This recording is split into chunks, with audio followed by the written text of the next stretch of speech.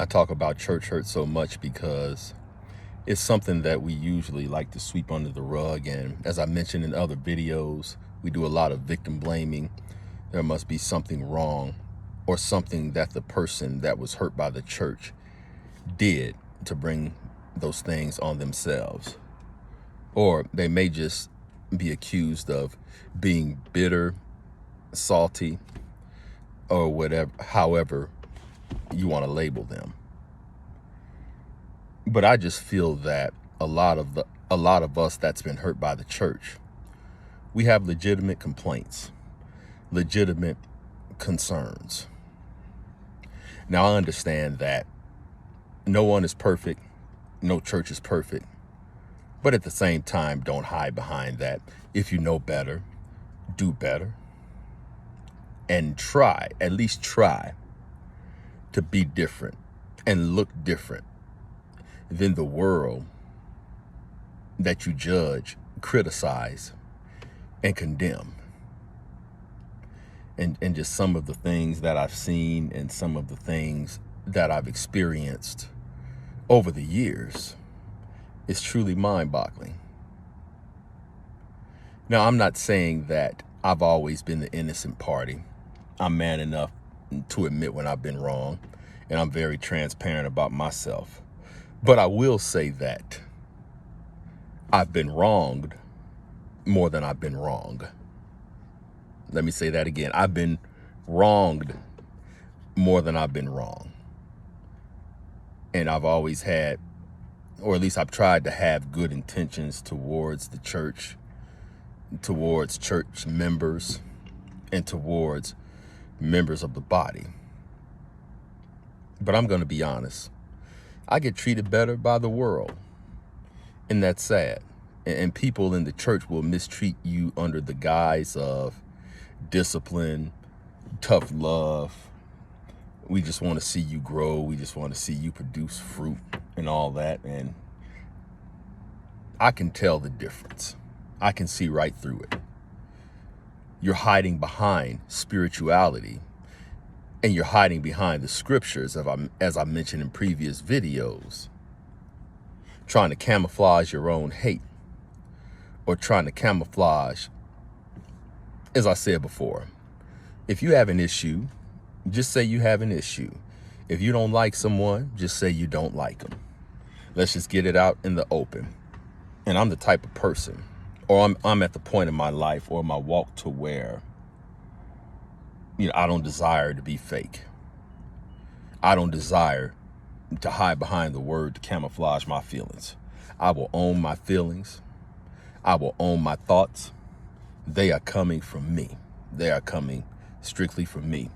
I'm not going to lie on God. I'm not going to act like God is on my side when he may not be. I'm not going to act like I'm not out of pocket some days. So my own actions, I just own them.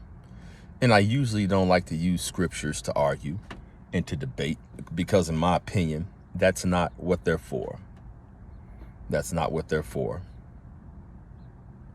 And so if you have an issue, if you have a soapbox that you're standing on, or whatever the case may be, just own it, whatever it is. Don't hide behind your position. Don't hide behind your ministry. Don't hide behind scripture and twist it. And don't hide behind the fact that you think God is going to co-sign all of your mess. The way I see it, that's not the way it works. My point is, those of us that have been hurt by the church hurt victims, we have legitimate complaints and legitimate gripes. Dealing with hypocrisy, dealing with judgmental people, dealing with being misjudged, misunderstood, dealing with people looking at you like you're less spiritual than them because of their twisted way of looking at something, dealing with nepotism in the church, dealing with favoritism in the church, dealing with the fact that the only reason people have certain positions and titles is because of their family and who they're connected to. Now, I'm not saying there's anything wrong with that, because in this world, on this earth, even in the church, I mean, your connections mean something, okay? I'm not saying that. But what I am saying is there's a problem when it turns into abuse. It's a problem when you weaponize it. I've been a church musician, minister of music for years.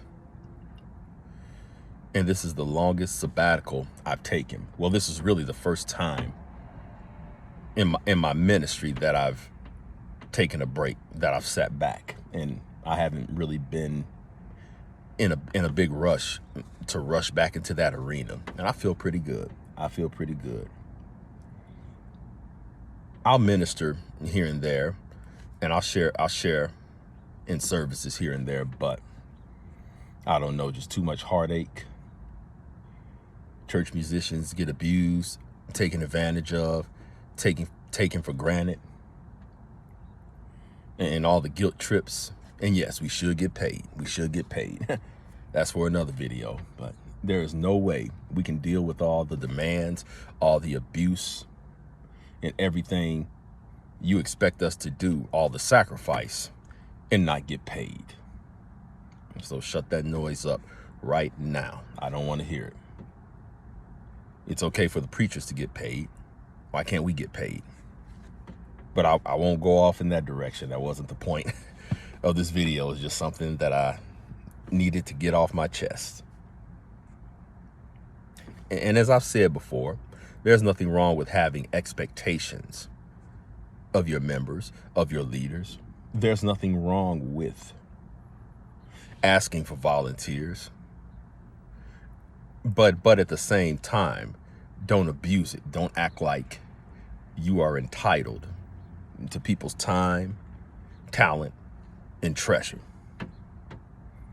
Just be a little more humble about it, and don't be such a butthole about it.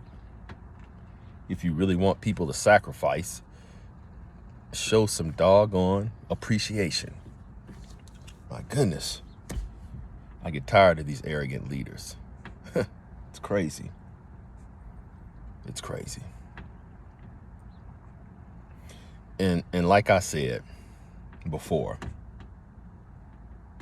it's not my intention to bash the church or to put the church in a bad light, but someone has to say these things. Someone has to shine a light on it. And with all the things I've been through, and yes, I may be just a little bitter, that's okay. I should be. But someone has to shine a light on it, and I will be that light. I would gladly be that light. So I challenge Christians. I challenge church folks. Get our act together. Clean up our attitudes. Really check ourselves, check our hearts. And if we would judge ourselves as much as we judge others, I don't think there would be any issues for real.